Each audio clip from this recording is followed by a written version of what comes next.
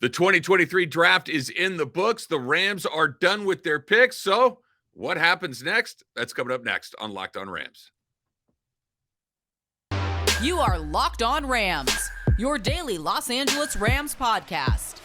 Part of the Locked On Podcast Network, your team every day.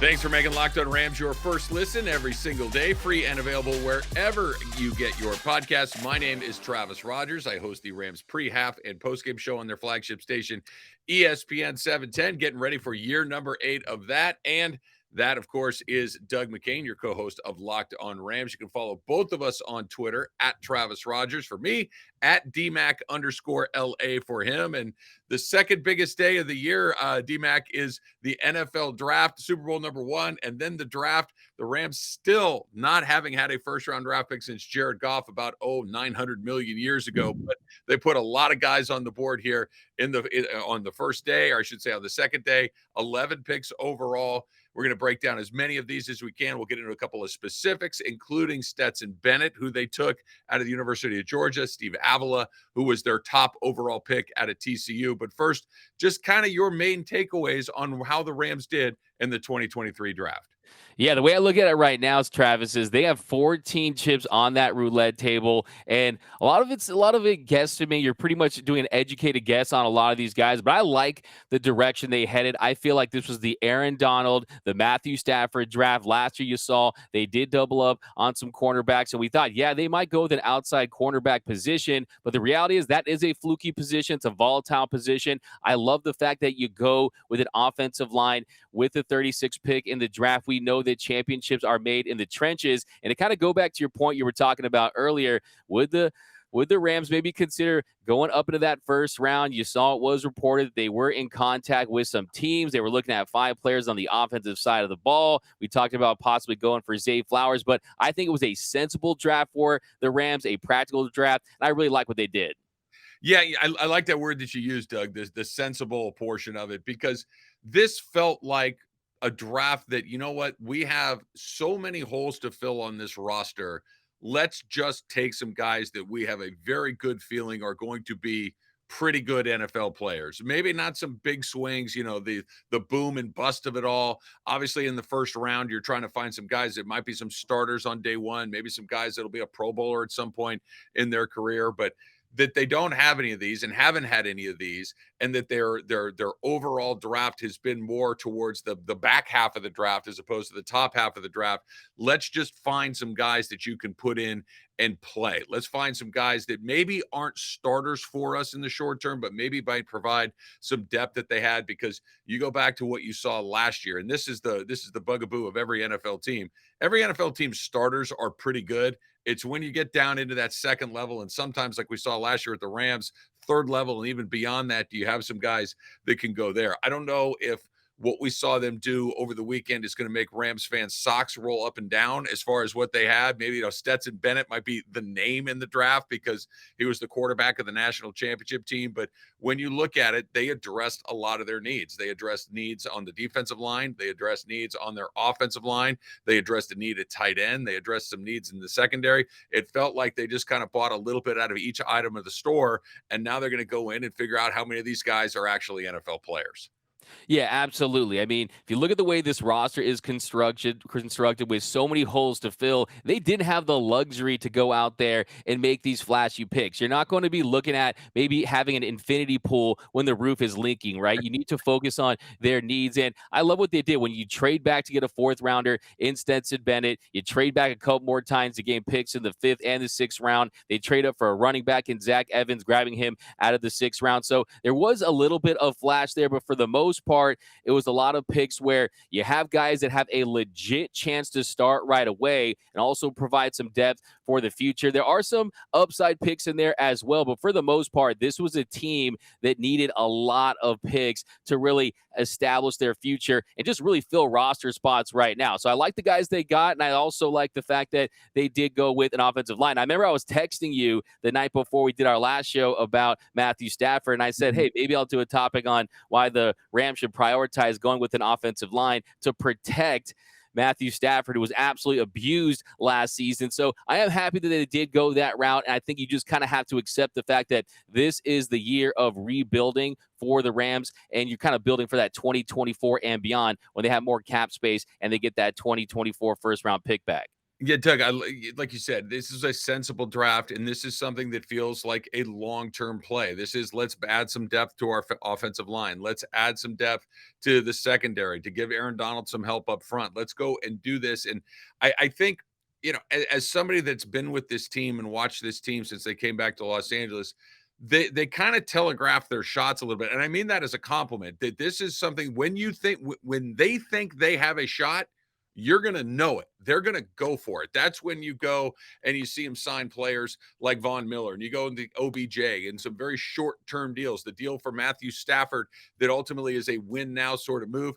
There wasn't any of that going on right here, which I think is kind of telegraphing it in the opposite direction, which is we got a ways to go. This is not a team. Now, look, it's the NFL. Things break funny, and we're going to get the schedule coming out here in a couple of weeks, and we'll get an idea of, maybe it's a fast start, a slow start, or somewhere in between. But this is a team that is very likely going to be in the middle of the pack in the NFC, maybe even beyond that. We can talk about how they might fall into a playoff position at some point, just based on the fact that the NFC is not very good. But I think the draft reflects where they believe they are heading into the season, which is let's collect a lot of pieces. Let's see which of these pieces are going to be useful to us, not just right now, but maybe a year from now, 2 years from now, 3 years from now, when they really start to hit that gas again and decide that we're back inside a championship window. Because what they did and they were very, collect picks, move back when you can, take value when you find it, and take that pick a player right there. This wasn't splashy. This wasn't incredibly exciting. This was just very, very stock the cupboard type of stuff.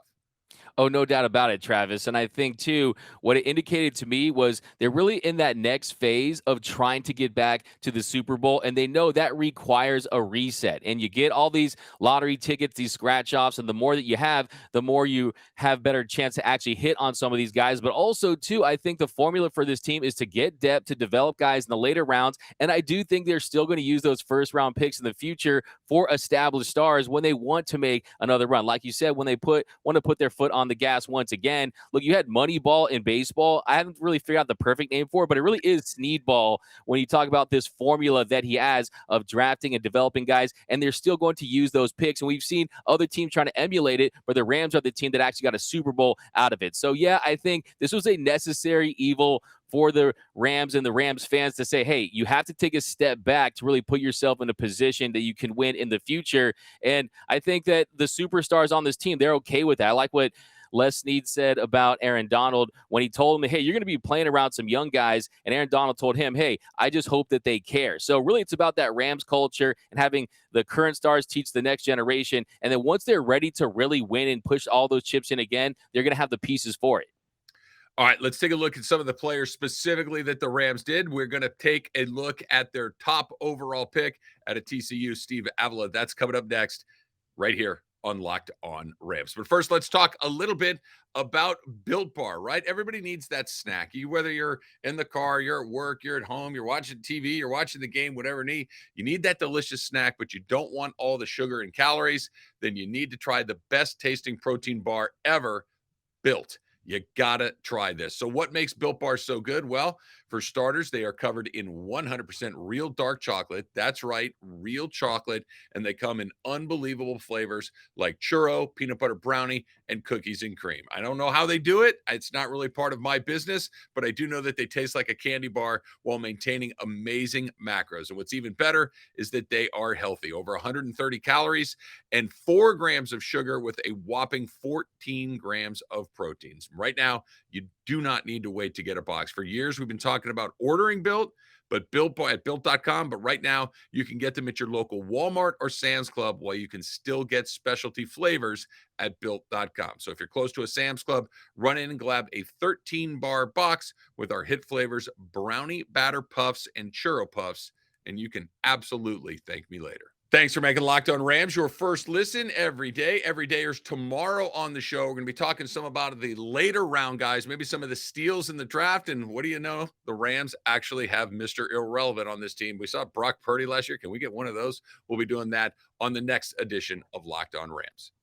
All right. Thanks for making Locked On Rams your first listen every single day, free and available wherever you get your podcast. Don't forget, not only can follow Doug and myself on Twitter at Travis Rogers and at DMAC_LA, but you can also check us out on YouTube as well. Our Locked On Rams YouTube channel is a great way to take in the pod. So, Rams had their first pick early in the second round, number 36 overall. And like Doug, we've talked about, we thought they maybe go defense. We thought that you might go, edge. We thought that you might see somebody taken on a corner. And the Rams did the thing that I love. I can't tell you how much I like it when teams reinvest in an offensive line. That's exactly what they did. They go and they get Steve Avila out of TCU, who mostly a guard, can play center, even played some tackle at TCU. This is somebody that is incredibly versatile up and down that offensive line for the Rams, something that they value a great deal. We've seen them move just about all of their old linemen over the years up and down that line, maybe with the exception of Andrew Whitworth and Rob Havenstein. Everybody in the interior there, and Avila seems to slot right into what the Rams love to do, almost an immediate starter, come in and be able to play three positions and play three of them very well. Yeah, absolutely. And like you said, you love his versatility. You love the fact that really was one of the top offensive linemen in all of college football last season, but he can play center. He can play along that interior offensive line. And also, he has just that pass protection ability that you love. And to plug him in day one to try to protect Matthew Stafford, to protect this Rams offensive line is absolutely pivotal. And I think I just love the fact, 0 sacks in 10 pressures in 515 dropbacks in 2022. He's elite in pass protection. He could improve as a run blocker, but look, he was at the top of the Rams board. They got the guy they wanted, and I just love that they went this route. I love the fact that, yes, cornerback, it was a need. Yes, edge rusher was a need, but you don't find guys that bring you this potential stability that he brings in the later rounds. So you had to grab him with that pick. And I think it was the right move by the Rams at number 36. This may not be exactly what you want, and it's not going to determine that maybe one player over another. But one of the things I really like about this player, and one of the things I like about Stetson Bennet later, which we'll get to in just a minute, I like guys that come from programs that are winning programs. I like guys that come from places that are used to winning, expect to win, know how to win, and not coming into a place where it's like, okay, I was in a program that was in college football that my 3 years there, we went, 17 and 19 or whatever the numbers might be. Give me a guy that's on a team that is in a winning culture, that steps into another culture where the expectations are very, very high. And that's one of the things that Avila is coming from a TCU program. Yeah, I know I saw it at SoFi too. Maybe the ending wasn't great, but they got there by playing some really excellent football. I love guys that come from winning programs. Yeah, I think you consider that comes from winning program. He played in these big games against these big schools, and he dominated against Michigan, against Georgia throughout his entire season. He was also the team captain, so he has those leadership qualities. So he has the talent to be an elite pass blocker. He can also bring those blocks with the A gap. So yeah, I think he really is the complete package as far as potential goes. And if you look at Allen, he basically took a pay cut at the center position. So I think you could possibly see him slot it in there sooner than later. And it's a clear move for the future. It's a clear move that's done for 5, 10, 12 years, not a move for a run at a Super Bowl in the near future. So I like the fact that they are thinking long-term with this pick, and I think is a great culture guy, like you said, coming out of that TCU program under Sonny Dykes, that they won tons of games. And yeah, I think he also had success playing in SoFi. So yeah, I love this pick. And I also think too, when you consider the fact that Avila is someone that was at the top of their board that they wanted, and they probably might have been tempted to go with a flashier player. They said, you know what, let's take a deep breath. Let's stick to the plan this draft. And they did that. So that's what I was so happy about. I thought that this organization, maybe they go outside of that, but they stuck to their guns. They go with Avila. And I think this is a move that's going to pay dividends for years to come. This is an offensive line group last year that was the second worst in the NFL when it came to allowing sacks. This was a group that had all sorts of injury problems along the way, and they're going to be they can't be any worse. They're going to get better just if everybody stays healthy along the way. But you get Avila back, and now you have Logan Bruss, who missed all of last season as well. And forget, he was their top pick overall last year out of Wisconsin. He had the injury in the preseason, didn't play a single regular season snap. So you basically have two brand new guys that you're able to put in there and bookend with whoever else you're going to, whether it's Havenstein, whether it's Noteboom, whether it's Shelton, whether it's Allen, any of these guys that you put together the rest of that line. But you have two young, athletic, dynamic offensive linemen coming back, getting ready to start in their NFL careers. Yeah, no, you said it best. I mean, the fact that there was so much inconsistency with this line last season, you had 10 different offensive line alignments for Matthew Stafford. He was hit more than ever under a Sean McVay offense. So they realized that you have to prioritize that position. You know that championships are won in the trenches. And yeah, this was absolutely the right pick, in my opinion. And this is something that this organization is going to be focusing on for the next few drafts, is kind of getting those stable picks in these rounds. So, yeah, I couldn't be happier about Avila. I think there are, look, I mean, they had the Florida guard, Osiris Torrance. He was another guy that was kind of high on their board, another guy that had a lot of talent, but this made the most sense. I mean, he is such a massive human being. He not really is your road grade kind of just rushing blocker like you kind of tend to see, but as far as pass protection, he's elite. I still think he has room to grow. All right, so we've talked a lot about quarterbacks on this show. We're going to continue to talk a lot about quarterbacks on this show. The Rams finally took a quarterback in the draft, Stetson Bennet out of Georgia. Where does he slot in? That's coming up next on Locked On Rams. Thanks again for making Locked On Rams your first listen every single day, free and available wherever you get your podcasts. I'm Travis Rogers. He's Doug McCain. Don't forget to check us out on YouTube as well, our Locked On Rams YouTube channel. Great way to check out all of your Locked On podcasts. All right, so big name, national championship winning quarterback, a bit of a divisive personality, perhaps, in Stetson Bennet, who the Rams picked up over the weekend in the draft. And it's interesting because the Rams obviously have a high-level NFL quarterback in Matthew Stafford, who's coming back from an injury, who we expect to be fully healthy. He says that he's fully healthy and ready to go. You know that the two backup quarterbacks they had, well, I guess three backup quarterbacks that they had last year are all down the road in Bryce Perkins and John Wolford and, of course, Baker Mayfield. So Stetson Bennet comes in as the presumed number 2 quarterback on your roster. What do you make of it? Because I know I'm fully aware of the contradiction that I'm about to say, that I say how much I like these guys that come from winning programs.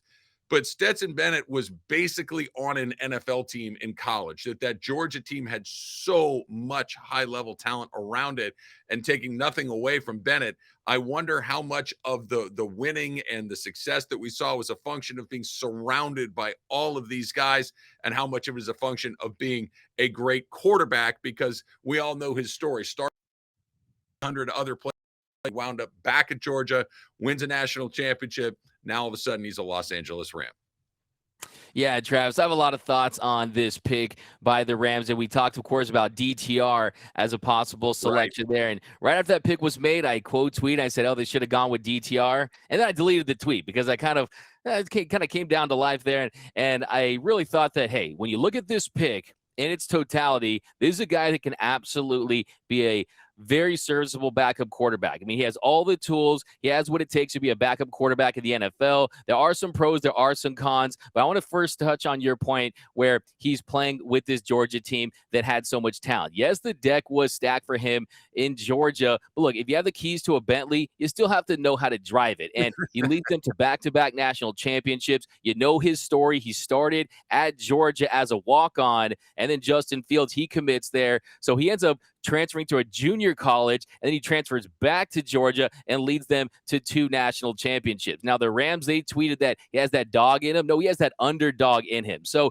he's been able to have success wherever he's been. And I watched that Ohio State-Georgia game last night, and look, they were trailing in that game, and he made all the throws to get him back in that game. I mean, he makes the game-winning throw late, and look, he doesn't have great arm strength or anything like that, but he does have the ability to have that accuracy to make throws in tight windows. And also just look at this as a guy that is a very high floor but kind of low ceiling guy. I don't ever see him being a starting quarterback in this league. I mean, I think there's a small chance of that. He's 25 years old. He turns 26 in October. But kind of my theory when it comes to the Rams and picking some of these older players is they know that the value of these players drops when they have older age, when they're 25 or 26 years old. And the Rams realize that a rookie contract is 4 years. And when they hit that rookie contract and at the end of it, they know they're probably not going to sign them, because then you're talking about market value, and this team doesn't have very much cap space left. So I think the Rams are content to bring these guys in, get 4 years out of them,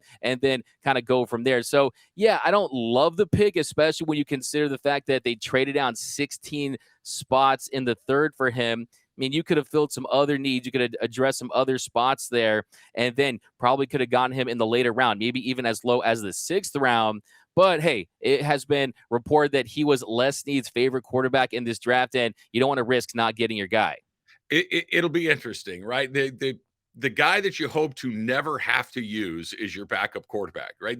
We hope I never see him in a meaningful game because Matthew Stafford is healthy and he's playing well, and Yeah. you don't have to use that second guy. The question is, we saw what the Rams did. They had to use four guys last year, so the odds of him having to get some repetitions are probably pretty high. And I wonder if this is going to be true in LA the way that it was in Georgia. I think that the call it what you want, the attitude, the arrogance that he puts out into the universe when he's on your team, I think it's a pretty endearing quality. You want somebody that's got a little swagger. You want somebody that can kind of come in there and maybe think they're a lot better than they actually are. The question is, does that translate to the NFL? Does that translate to what Sean McVay's doing relative to what Kirby Smart was doing? And can an older rookie come in and kind of have that same swagger that he did when he's playing with 19 and 20-year-olds as a 24-year-old, as opposed to I'm in the same age as all these guys and all these guys have seen everything that I can do and more. But how that translates to him getting out on the field, I'm very curious to see it. I wouldn't be surprised if it went either way. I'm hoping it goes the good way, but I've seen that, hey, I'm a lot better than everyone in college. Well, yeah, you're 5 years older than everybody too. Let's see what happens when you're playing with guys that are kind of in your same category. I'm anxious to see what that looks like when they get on the field for the first time. Yeah, no, for sure. I think that's my biggest concern is because from a physical attribute standpoint, he's undersized. He doesn't have a big arm. I think he's underrated as a runner, but we've seen great runners in college and they can't even get around the corner in the NFL. And to get back to your point on the swagger that he plays with, the moxie that he plays with, yes, you can do that when you're on this Georgia Bulldog team that is a generational program at this point. But when the deck isn't quite as stacked and you're in the NFL that has so much parity, so much competitiveness.